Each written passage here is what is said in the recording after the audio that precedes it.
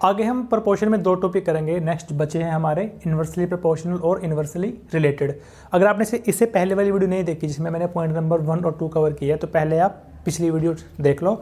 उसके बाद हम चलते हैं नंबर 3 पे, इन्वर्सली रिलेटेड।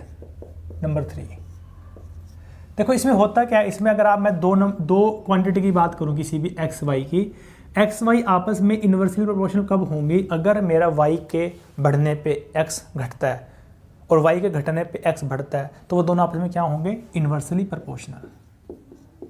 अगर इसका मैं प्रोपोर्शन हटा दूं तो कितना आएगा? k/y। इसमें एक चीज़ ध्यान रखो, 3 और 4 में डिफरेंस क्या होगा? 4 में हम बाद में आएंगे। 3 में एक मेन कंडीशन क्या होती है कि ये आपस में प्रोपोर्शन होंगे। मतलब क्या हुआ इसका? अगर मेरा y 0 है तो x मेरा क्या होगा? इनफाइनाइट। अगर मेरा y इनफाइनाइट है तो x कितना होगा? 0। इसका अगर मैं आपको प्रैक्टिकल एग्जांपल दूं तो वो क्या होगा? स्पीड और टाइम। अगर मैं स्पीड को 0 कर दूं, मेरे पास एक डिस्टेंस है पर्टिकुलर, ठीक है। अगर मैं स्पीड को 0 कर दूं तो क्या मैं कभी इस डिस्टेंस को कवर कर पाऊंगा टी टाइम में? नहीं। कब कर पाऊंगा? जब मेरे पास टाइम कितना होगा? इनफाइनाइट। इनफाइनाइट मतलब क्या हुआ? मैं इसको कर ही नहीं पाऊंगा। तो जब भी मेरा स्पीड 0 होगा तो मुझे इस डिस्टेंस को कवर करने में इनफाइनाइट टाइम लगेगा। अब उल्टा चलते हैं, अगर मैं टाइम 0 कर दूं, मुझे ये डिस्टेंस कवर करना है 0 टाइम में, तो मुझे अपनी स्पीड को क्या करना पड़ेगा? इनफाइनाइट करना पड़ेगा। इसका क्या मतलब हुआ? इन्वर्सली प्रोपोर्शनल में अगर एक चीज़ 0 होती है तो दूसरी क्या होगी? इनफाइनाइट होगी। इसका दूसरा एग्जांपल क्या हो सकता है? वर्क डन और नंबर ऑफ पर्सन्स। अगर मैं नंबर ऑफ पर्सन्स 0 ले लूँ तो मेरा काम कभी कंप्लीट हो ही नहीं पाएगा, तो इनफाइनाइट बन जाएगा। उसको पूरा करने में इनफाइनाइट डेज लगेंगे। अगर मेरे पास मुझे 0 डे में काम खत्म करना है तो मुझे क्या करना पड़ेगा? इनफाइनाइट नंबर ऑफ पर्सन्स लेने पड़ेंगे उसको 0 दिन में खत्म करने के लिए। तो ये बेसिक कंडीशन होती है इन्वर्सली प्रोपोर्शनल की। और इसका एग्जांपल स्पीड टाइम हो गया, एक नंबर ऑफ डेज या वर्क मान लो उसको कंप्लीट करने के लिए जो लगता है, और नंबर ऑफ पर्सन में जो रिलेशन हो गया वो आपका किसका हो गया? इन्वर्सली प्रोपोर्शनल का। ये आपका 2 भी हो सकते हैं, जैसे मैंने आपको डीपी में बताया था कि ये आपका y के साथ है एंड आपका z के साथ है। इसका कंबाइन होकर क्या बनेगा? y/z, x = k/yz। इसके ऊपर क्वेश्चन करते हैं पहले एक। अभी देखो आपका पहला क्वेश्चन है, इसमें क्या दे रखा है आपको? 20 men कैन डू ए। ये थोड़ा इजी क्वेश्चन आपको पता होगा, बट हम स्टेप बाय स्टेप चलेंगे। 20 men can do a piece of work in 10 days, how many days will 25 men take? अभी देखो इसमें मैंने क्या आपको बताया था कि इन्वर्सली में ऐसा होगा हमारा, ठीक है। इसको मैं कैसे करूँगा? k/y। अगर मैं इसको k1 k2 से मान के कैंसिल करके करता हूँ तो थोड़ा सा टाइम लगता है। हम क्या बोल सकते हैं? x को मैं इस तरफ ले जाऊँगा = k। तो मैं ये बोल सकता हूँ इन्वर्सली प्रोपोर्शनल के केस में मेरा जो नंबर जो आपस में इन्वर्सली प्रोपोर्शनल होंगे दोनों, उन दोनों का प्रोडक्ट कांस्टेंट होगा, ये मैं बोल सकता हूँ। यहाँ पे मेरा मैन और वर्क दोनों क्या है? आपस में इन्वर्सली प्रोपोर्शनल है। नंबर ऑफ मैन बढ़ेंगे तो काम कम दिन में पूरा होगा, और अगर नंबर ऑफ मैन बढ़ेंगे तो कम होंगे तो ज़्यादा दिन में पूरा होगा। तो मैं बोल सकता हूँ कि दोनों इन्वर्सली प्रोपोर्शनल है हमारा, 20 और 10। तो मैं बोल सकता हूँ इन दोनों का प्रोडक्ट क्या होगा? कांस्टेंट। तो 20 × 10 = हाउ मेनी डेज को आप क्या मान लो? d × 25। आपका कितना आ गया? ये 225 8 200, 8 दिन आपको लगेंगे। अगर आपको मैं फर्स्ट टाइम ये क्वेश्चन करवा रहा हूँ तो अगर आपको बेसिक से करवाऊँ तो मैं ये बोल सकता हूँ कि आपका मैन जो है इन्वर्सली प्रोपोर्शनल होगा नंबर ऑफ डेज के। दोनों आपस में क्या होंगे? इन्वर्सली प्रोपोर्शनल होंगे। तो इसको मैं बोल सकता हूँ m = k/d। यहाँ से मैन कितने हैं? 20 = डे कितने हैं? 10। यहाँ से मेरा k कितना आ गया? 200। अब मुझे दूसरा कंडीशन क्या है मेरे पास? m = k/d के अकॉर्डिंग मुझे m कितना दिया?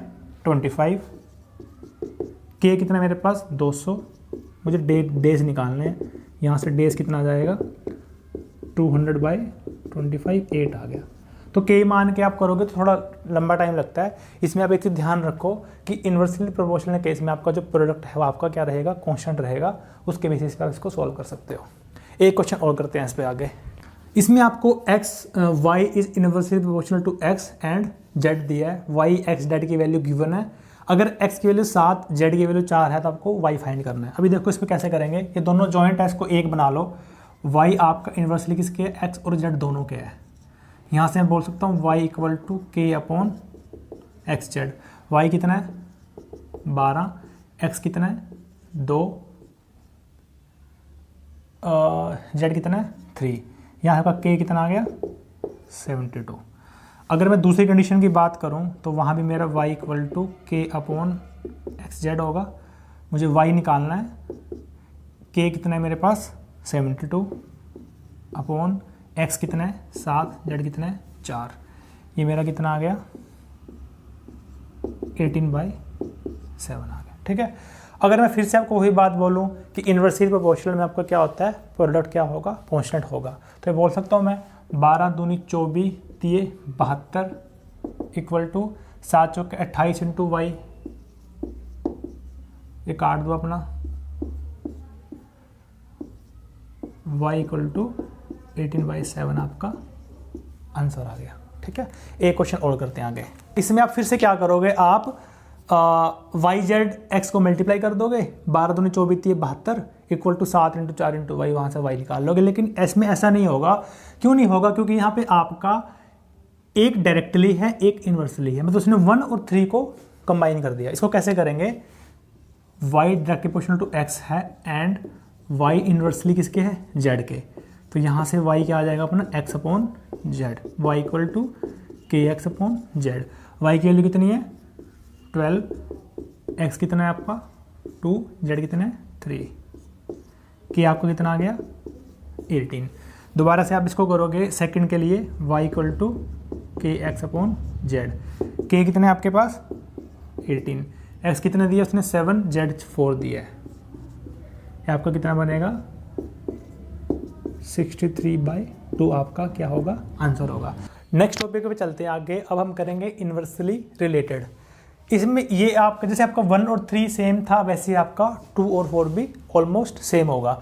4 में क्या होगा आपका, अगर मैं x और y अगर मेरे इन्वर्सली प्रोपोर्शनल हैं एक दूसरे के, तो वही कंडीशन ट्रू नहीं होगी जो पहले इसमें ट्रू थी कि 0 पे इनफाइनाइट होगा, ये इनफाइनाइट पे क्या होगा 0 होगा। तो इसको अचीव करने के लिए क्या होता है हमारा, एक हम कांस्टेंट ऐड करते हैं। तो हम इसको कैसे लिख सकते हैं, k1 upon Y plus k2। लेकिन इसमें प्रॉब्लम क्या आएगी आपको, इसमें प्रॉब्लम ये आएगी कि जब आप y को 0 मानोगे, ये क्या हो जाएगा आपका इनफाइनाइट। इनफाइनाइट में कुछ ऐड करोगे फिर से इनफाइनाइट बन जाएगा। लेकिन मुझे तो x की कुछ वैल्यू चाहिए, क्योंकि ये हमारा क्या है, ये हमारा इन्वर्सली प्रोपोर्शनल नहीं है, ये हमारा इन्वर्सली रिलेटेड है। यहाँ पे इसके 0 होने पे इसकी कुछ ना कुछ वैल्यू होगी, इसलिए ही मैंने यहाँ पे k2 ऐड किया है। जैसा हमने पिछले प्रीवियस वीडियो में आपको मैंने समझाया था 2 का कॉन्सेप्ट, वैसे ही 4 का कॉन्सेप्ट होगा कि इसके 0 इनफाइनाइट होने पे ये 0 इनफाइनाइट नहीं होगा, इसलिए हम प्लस k2 करते हैं। इसी k2 की वजह से ही आपका ये इन्वर्सली प्रोपोर्शनल ना हो के इन्वर्सली रिलेटेड होगा। तो इसको करने का तरीका क्या होता है, आप एक चीज़ ध्यान रखो, जो पॉइंट नंबर 2 है ना, आप इन्वर्सली वाले क्वेश्चंस को भी पॉइंट नंबर 2 से सॉल्व करोगे। आप ऐसे करोगे इसको, आप उसको इस मेथड से सॉल्व करोगे। ये आपका अप्लाई यहाँ भी होगा, ये आपका अप्लाई यहाँ भी होगा। अब आप बोलोगे कि ये दोनों जगह क्यों अप्लाई हो रहा है, इसलिए अप्लाई हो रहा है क्योंकि क्वेश्चन में पहली बात तो आपको वो कभी भी मेंशन नहीं करेगा कि एक पर्टिकुलर x या पर्टिकुलर y दूसरी क्वांटिटी के साथ इन्वर्स में है या डायरेक्ट में है। वो डायरेक्टली इन्वर्सली कुछ भी हो सकता है, वो आपको आइडेंटिफाई करना है, क्योंकि मोस्ट ऑफ द क्वेश्चंस में वो आपको कभी भी मेंशन नहीं करेगा कि आपका x और y में रिलेशन क्या है, वो आपको खुद आइडेंटिफाई करना होगा। इसलिए ये आपका स्टैंडर्ड फॉर्मूला रहेगा। इसमें डिफरेंस क्या आएगा, जब आप इसका क्वेश्चन करोगे आपका जो k1 है वो क्या आएगा, नेगेटिव आ जाएगा k1, तो आपका ऐसा बन जाएगा।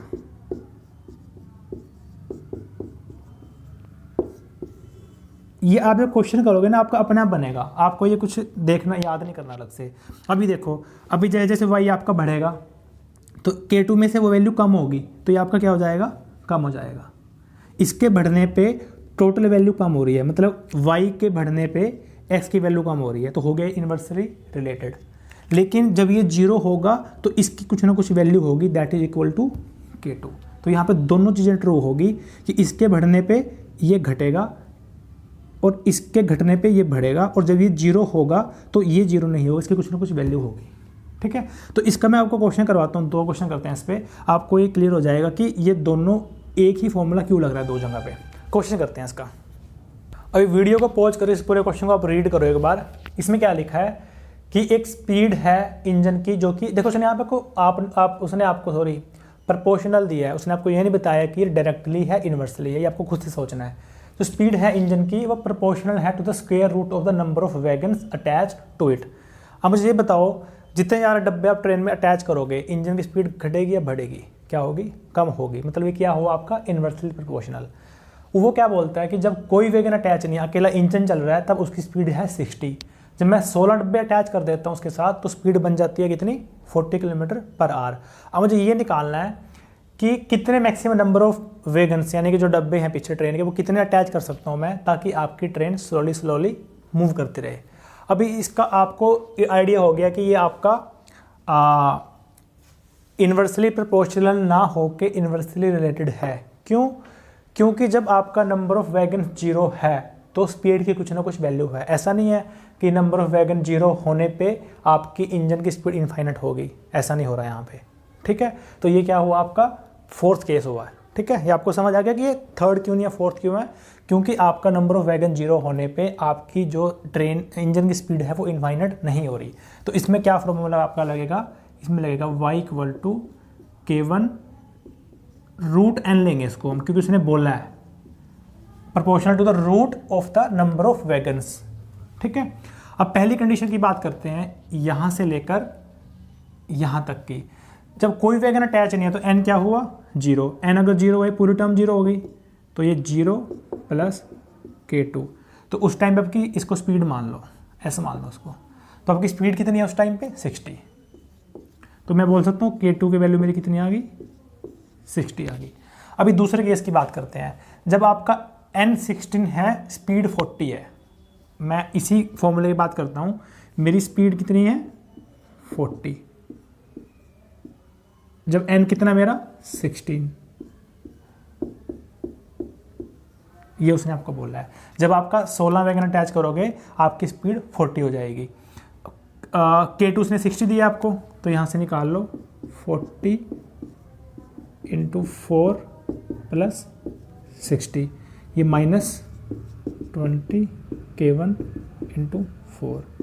K1 कितना आ गया आपका -5 आ गया। तो मैंने आपको पहले बताया था कि जब ये इन्वर्सली होगा तो अपने आप आपका जो ये वाला है आपका नेगेटिव आ जाएगा। ठीक है, तो K1 कितना आया आपका -5 आ गया, तो आपका ऐसे बन गया अब S = -5 √n + 60। ये आपका 2 इक्वेशन से सॉल्व करके आपका बन गया। अब इस बात पे जाने से पहले कि ट्रेन आपकी स्लोली मूव करते रहे, मैं ये मान के चलता हूँ कि आपके इंजन की स्पीड 0 होगी, उस टाइम पे मैं आपके नंबर ऑफ वैगन्स निकालता हूँ। स्पीड अगर मैं 0 कर दूँ, तो मुझे नंबर ऑफ वैगन्स निकालने हैं। तो ये मेरा कितना आएगा, -5 √n + 60। ये मेरा आएगा -60 -5 √n, 5 से 5 गया, ये मेरा कितना आ गया 12। दोनों तरफ मैं स्क्वायर करूँगा तो 144 = n आ गया। मतलब जब मेरे नंबर ऑफ वैगन्स 144 होंगे तब मेरा इंजन रुक जाएगा। तो स्लोली वो कब चलेगा, अगर मैं उस 144 में से एक डब्बा रिलीज़ कर दूं तो अब मेरी ट्रेन चलना स्टार्ट हो जाएगी। तो इसमें से एक माइनस कर दो, 144 में से 143 आपका आंसर आ गया। ये मैक्सिमम नंबर ऑफ वैगन्स हैं जो आप अटैच कर सकते हो इंजन के साथ, ताकि आपकी ट्रेन धीरे धीरे चलती रहे। इस पर हम एक क्वेश्चन और करते हैं आगे। ये आपका नेक्स्ट क्वेश्चन है, सेम है आपका, आप इसको खुद ट्राई करो। अभी देखो आप इसको कैसे ट्राई किया होगा, वही सेम चीज़। आपका जो स्पीड है वो क्या होगी आपकी, K1 √n + K2। जब कोई डब्बा अटैच नहीं है तो स्पीड कितनी है 42 इक्वल टू आएगा, ये स्पीड 42 है। जब n आपका 0 है तो K2 कितना आ गया 42। दूसरा वो क्या बोलता है कि जब n की वैल्यू आपकी 9 है तो स्पीड 24 है। स्पीड कितनी 24 है आपकी, जब आपका n कितना है 9। K2 आपको पता है 42 है, तो 24 इक्वल टू K1 3 प्लस 42, ये आपका कितना आ गया 18 माइनस 18 K1 इंटू 3। K1 कितना आ गया आपका माइनस, देखो फिर से आपका नेगेटिव आ गया क्योंकि जो आपकी स्पीड है और आपका जो नंबर ऑफ वैगन अटैच्ड हुए थे वो आपस में क्या है इन्वर्सली प्रोपोर्शनल है आपका। तो K1 माइनस 6 आ गया, K2 आपका कितना आ गया 42 आ गया, K1 आपका माइनस 6 आ गया, K2 आपका 42 आ गया। अब वो आपसे पूछता है सेम चीज़, मैं पहले क्या मतलब आपकी ट्रेन चलती रहे उससे पहले मैं क्या निकालता हूँ कि आपकी ट्रेन की स्पीड 0 कब होगी। स्पीड जब 0 होगी, माइनस 42 यहाँ जाएगा, माइनस से माइनस 6 7 42, दोनों तरफ स्क्वायर करेंगे तो कितना आएगा n इक्वल टू 49, मतलब 49 डब्बों के बाद वो रुक जाएगी, तो उसमें से एक डब्बा रिलीज कर दो तो 48 आप आंसर है जब आपकी ट्रेन चलती रहेगी। इसमें आपको एक डाउट आया होगा, यहाँ पे मैंने क्या लिखा है डायरेक्टली प्रोपोर्शनल, पर यहाँ हमारा K1 क्या आया है नेगेटिव। K1 एक्टिव आने का क्या मतलब हुआ, ये आपका क्या होगा इन्वर्सली प्रोपोर्शनल होगा। तो फ़र्क क्या हुआ, अब देखो यहाँ कन्फ्यूज मत होना, उसने क्या लिखा है यहाँ पे, इस पे ध्यान दो, रिडक्शन इन स्पीड, स्पीड की जो रिडक्शन है that is directly proportional to the square root of number of wagon. अगर रिडक्शन इसके डायरेक्टली है तो एक्चुअल में जो स्पीड है वो क्या होगी इन्वर्सली होगी। इसने पहले रिडक्शन लगा दिया, पहले रिडक्शन दे दिया, इसलिए क्या हो गया डायरेक्टली हो गया। समझ आया, अगर आपकी रिडक्शन जो है वो डायरेक्टली है, रिडक्शन इन स्पीड आपकी क्या है डायरेक्टली है, इसका क्या मतलब हुआ स्पीड आपकी इन्वर्सली प्रोपोर्शनल है। आपको नहीं समझ आया, अगर आपका n, इसकी बात करते हैं पहले, अगर आपका n इंक्रीज होगा तो रिडक्शन इन स्पीड बढ़ेगी, क्या मतलब हुआ, मतलब आपकी स्पीड नहीं बढ़ेगी, आपकी रिडक्शन बढ़ेगी। आपकी क्या बढ़ेगी रिडक्शन बढ़ेगी। अगर स्पीड की रिडक्शन बढ़ रही है मतलब स्पीड की रिडक्शन कम हो रही है, सॉरी मतलब रिडक्शन आपकी बढ़ रही है तो क्या होगी स्पीड आपकी कम हो जाएगी। तो जैसे आपका n बढ़ेगा आपकी स्पीड कम हो जाएगी। ये चीज़ ध्यान देने वाली है, इसमें कन्फ्यूज़ मत होना। अगर आपको यहाँ पे वो डायरेक्टली दे दे तो मैंने आपको पहले ही बताया है कि यहाँ पे आपको डायरेक्टली दे इन्वर्सली दे, आपको कुछ नहीं करना, आपको एक सिंगल फार्मूला लगाना है, इसी की बेस पे आपका पॉइंट 2 और पॉइंट 4 कवर होगा। तो इन चीज़ों से आप कन्फ्यूज़ मत होना, ठीक है। ये आपका ऑटोमेटिकली प्लस या माइनस आ जाएगा जिस हिसाब से आपका रिलेशन होगा। तो ये आपके 4 चीज़ें थी हमने जो कवर की, DP, DR, IP, IR, hopefully आपको समझ आई होंगी। Thank you so much. अगला टॉपिक करते हैं नेक्स्ट वीडियो में।